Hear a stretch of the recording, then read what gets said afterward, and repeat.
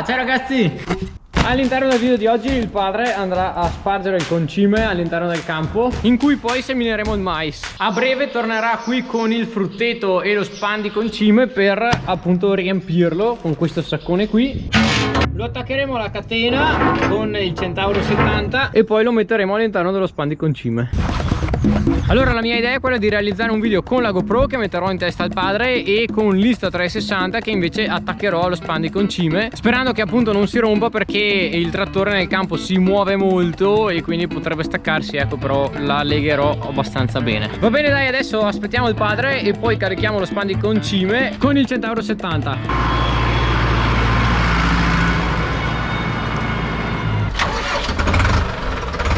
Bene, adesso andiamo a collegare il saccone. La rampinte basta dentro la catena e dopo te fai cosita. Vabbè.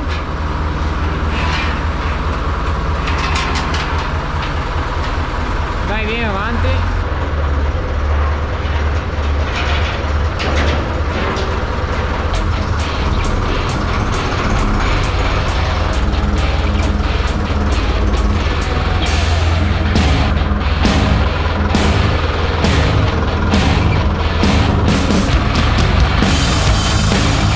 Qui da 750 kg un saccone. Porca. Ehi! Non è che si spacca.